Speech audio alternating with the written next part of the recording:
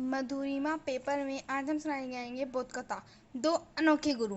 दुनिया में किसी से भी सीखा जा सकता है जिससे कुछ सीख मिले, वह गुरु होता है, फिर चाहे वह कोई भी हो।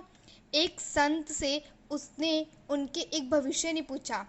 एक शिष्य ने पूछा कि उनके गुरु कौन थे। संत ने जवाब दिया, यूं तो मेरे कई गुरु हैं, पर मैं तुम्हें अपने दो खास गुरुओं के बारे में बताता हूँ। मेरा पहला गुरु एक चोर है। एक बार मैं एक अनजान शहर में भटक रहा था, तो एक चोर ने मुझे अपने घर में आसरा दिया। हर रात वह चोरी के लिए जाता।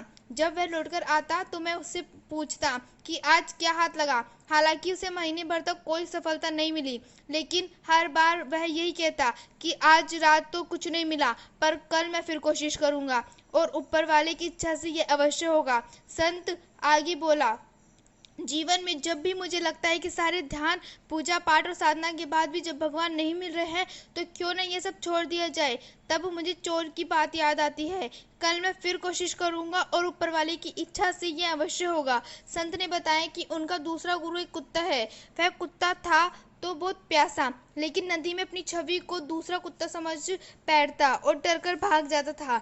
लेकिन चूंकि उसकी प्यास भी गहरी थी, इसलिए उसने अंततः सारे डर को दरकिनार कर नदी में छलांग लगा दी, और इसके साथ ही उसको डराने वाली छवि गायब हो गई और उसकी प्यास भी मिट गई। संत बोले, कुत्ते से मुझे सीख मिली कि अपनी प्यास को गहरी बनाओ और डर के बावजूद कूद पड़ो। बात सही है, ज्ञान कहीं से भी प्राप्त हो सकता है, बस दिल और दिमाग खुले होने चाहिए। जैसे एक संस्कृत श्लोक कहता है कि विद्यार्थी में कौवे की तरह जानने की चेष्टा, बगुले की तरह ध्यान और कुत्ते की तरह सतर्क नींद होनी चाहिए। बहरहाल ध्यान रहे कि ज्ञान के साथ कम यानी उस ज्ञान का प्रयोग भी होना चाहिए।